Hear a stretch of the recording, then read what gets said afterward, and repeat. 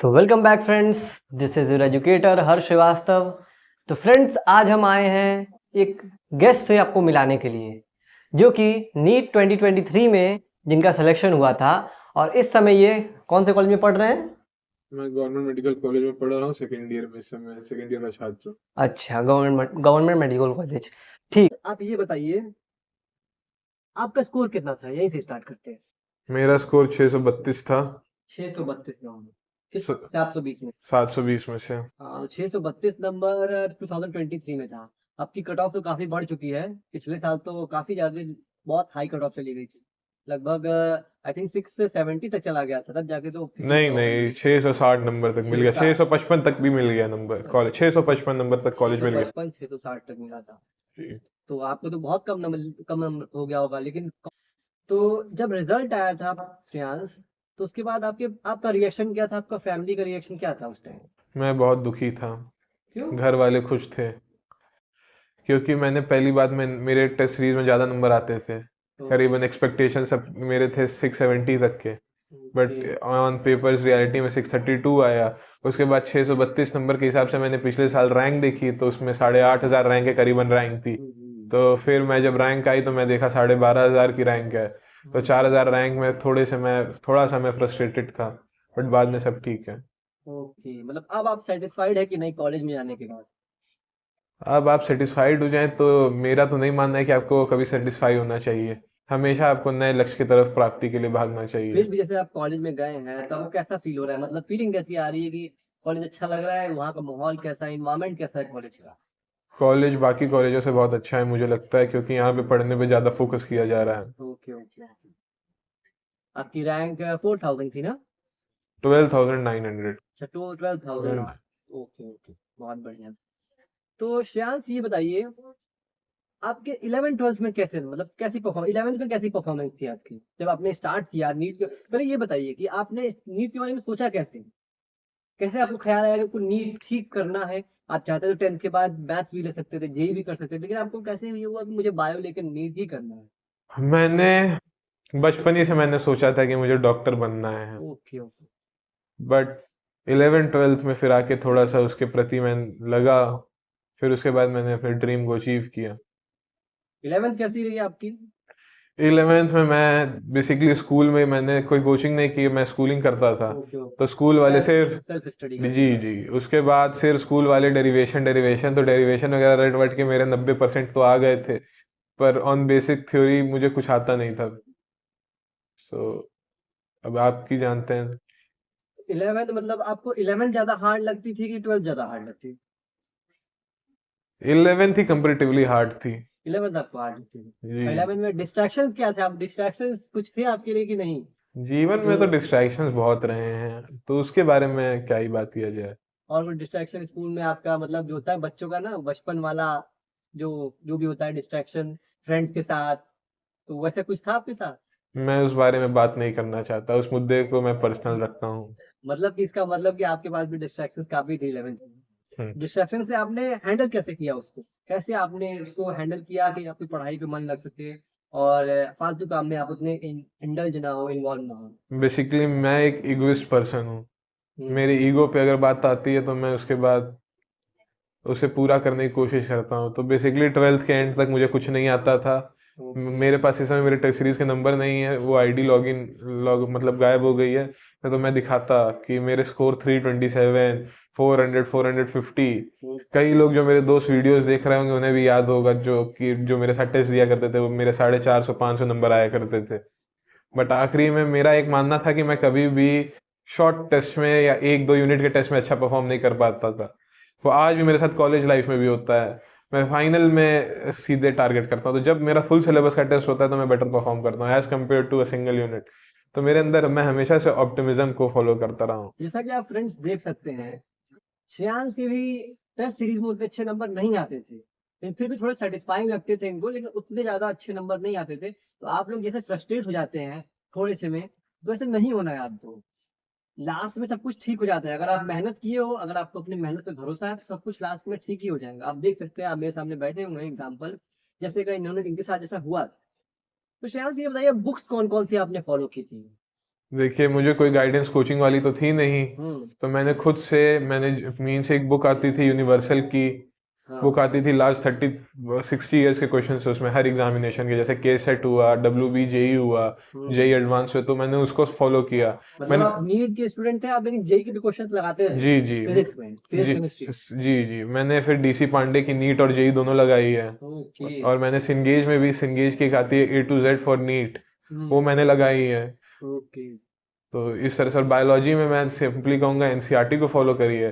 फिर फिर एक आती है अरिहंत की, एक क्वेश्चन बैंक की बुक आती है, उसे फॉलो करिए NCERT बेस्ड। एक MTG की NCERT at your finger tips आती है, उसे फॉलो कर सकते हैं आप। ओके। तो मतलब ये सारी बुक्स तो मान लीजिए आप फॉलो करते हैं, एनसीईआरटी क्या रोल प्ले करती है? एनसीईआरटी कोई रोल प्ले करती है यहाँ पे? देखिए NCERT एक बेसिक नॉलेज है, मेरा मानना ये है कि आप हार्ड पढ़ेंगे तो आपको आसान समझ में आएगा। मतलब एनसीईआरटी लेकिन सबको पढ़नी चाहिए अच्छे से। पढ़नी चाहिए। मैक्सिमम क्वेश्चंस एनसीईआरटी से ही बनते हैं। केमिस्ट्री में देखिए क्वेश्चंस की बेसिक्स वहीं रहते हैं, बट आपको क्वेश्चन अप्लाई करना आना चाहिए। तो मतलब आपको क्वेश्चन सॉल्विंग अच्छे अच्छे बुक से करनी पड़ेगी, तभी आपका। कहने का मतलब है कि एनसीईआरटी को अच्छे से पहले पढ़ना है, उसके बाद जो है अलग अलग स्टैंडर्ड बुक्स आपको लगानी। जी बाकी जी आपके पास समय नहीं है तो आप सिर्फ एनसीईआरटी पढ़ते हैं, उसके अलावा आप अपने कोचिंग का मटेरियल फॉलो करेंगे, या तो कोई एक स्टैंडर्ड बुक कोई अच्छे से सॉल्व करते हैं, 2-3 बार रिवीजन करते हैं, तो हो सकता है आपका। जी।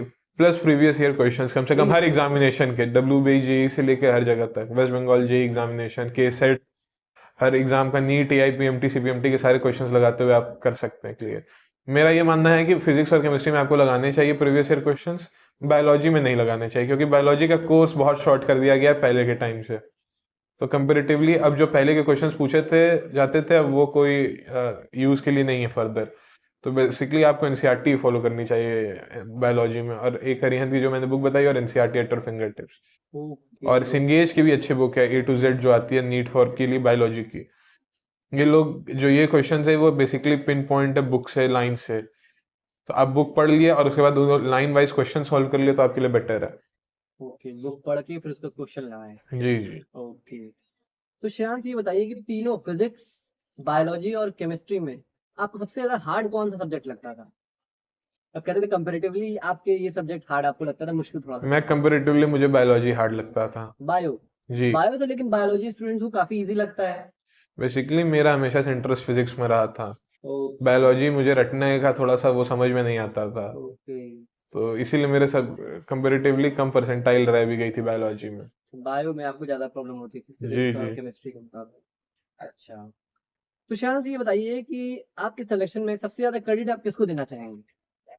पेरेंट्स को, टीचर्स को, फ्रेंड्स को? क्या रोल रहा, मतलब आपका पेरेंट्स का क्या रोल रहा आपकी प्रिपरेशन में, टीचर्स का क्या रोल रहा? मैं सबको इक्वली देना चाहूँगा लगभग कंट्रीब्यूशन अपने सिलेक्शन के लिए, बट पेरेंट्स को ज़्यादा देना चाहूँगा, और दोस्तों को as compared to teachers. Teachers.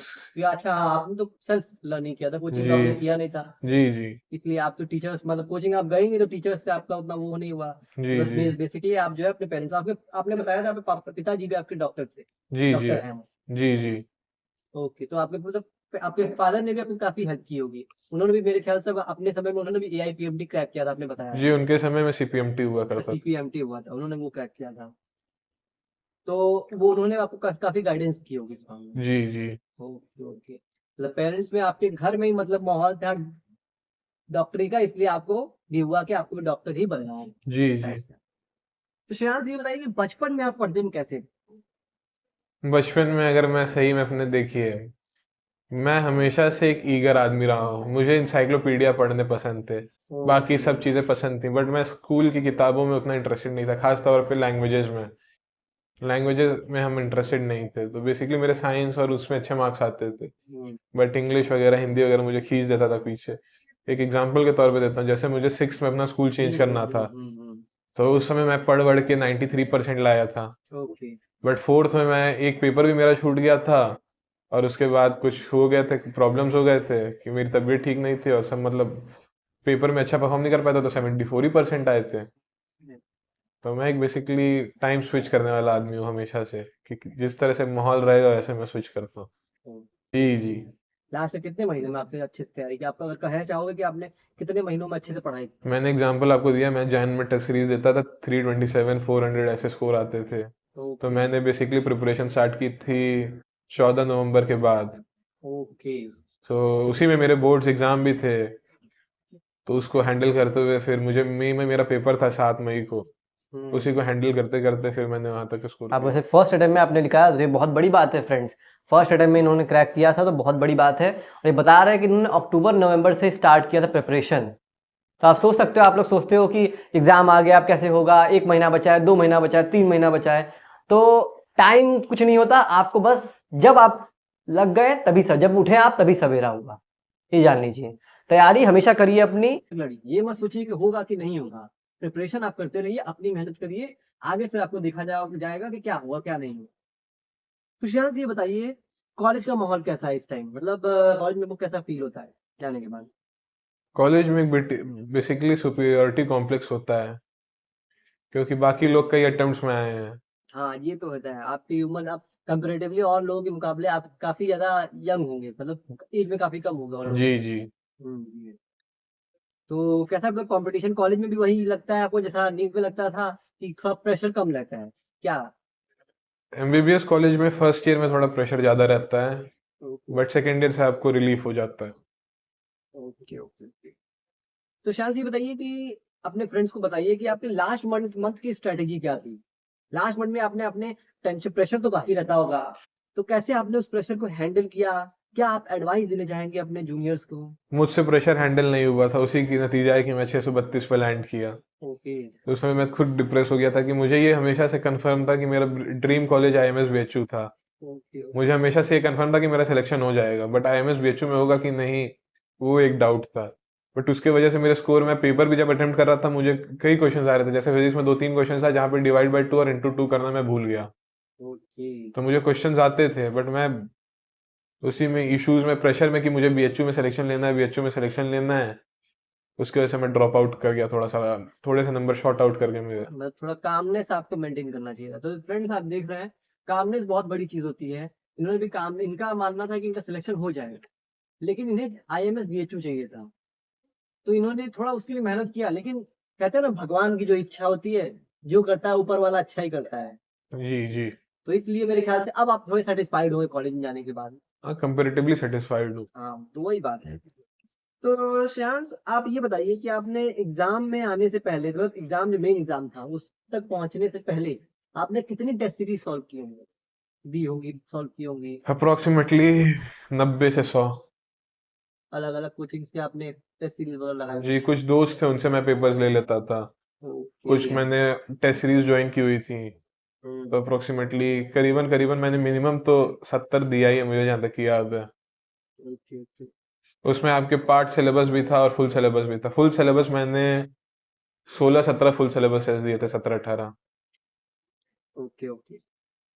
तो श्रेयांश अब आप ये बताइए कि आपके, सबसे पहले आज जानते हैं कि बहुत सारे बच्चे परेशान होते हैं अपने बोर्ड्स के लिए लेकर से, तो बोर्ड्स में आपके कितने परसेंट थे?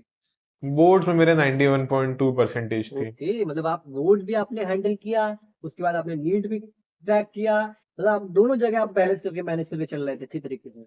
जी जी, मेरा मीन्स अच्छे स्कोर फिजिक्स केमिस्ट्री बायो में ही थे, मतलब तीनों में 95 थे। और इंग्लिश और कंप्यूटर मैंने लिया हुआ था एज ऑप्शनल। इंग्लिश तो कंपलसरी है, कंप्यूटर एज ऑप्शनल लिया था, तो उसमें मेरे 80s में ही थे स्कोर, तो ओके, इसलिए मेरे जैसे परसेंटेज आपने शॉर्ट बताया है। आपको लैंग्वेज में थोड़ी प्रॉब्लम होती थी, इसी वजह से आपके लैंग्वेज में ही नंबर कटे हैं। जी जी। ओके, टेंथ में कितना परसेंट था आपका? 10th में मैं कोविड वाले टाइम का हूँ, तो उसमें मेरे 97 परसेंटेज थे। ओह, स्कूल की तरफ से वो मिला होगा। हाँ, पर उतने लायक था नहीं, मुझे लगता है कभी कभी। ओके। हाँ तो कोविड की वजह से बहुत सारे बच्चों को बहुत प्रॉब्लम हुई थी उस टाइम, जी जी। काफी ज्यादा प्रॉब्लम हुई थी। तो श्रेयांश, जाते जाते आप अपने जूनियर्स को क्या एडवाइस देना चाहोगे? स्टे फोकस, अपना लक्ष्य बनाइए आप, और मैं जीवन में आशा करूंगा कि आप बेहतर परफॉर्म करें। बस स्ट्रेस्ड आउट मत होइए, एंग्जाइटी मत लीजिए।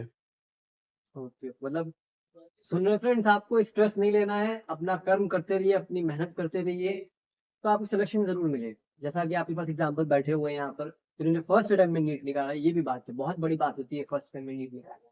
क्योंकि आप देख सकते हो बहुत सारे बच्चे ऐसे होते हैं जो कि फिफ्थ और सिक्स अटेम्प्ट, 5-6 अटेम्प्ट लेने के बाद भी सिलेक्शन नहीं होता है। हमें फर्स्ट अटेम्प्ट में कोई निकाल के आ रहा है, तो बहुत बड़ी बात है, ये बहुत ही ज्यादा बड़ी बात। तो श्रेयांश, जाते जाते ये बताइए कि फिजिक्स गेम के बारे में आप क्या कहना चाहेंगे? देखिए, अभी तो आपने नया नया चैनल शुरू किया है, 6 महीने मुझे लगता है आपको हुए।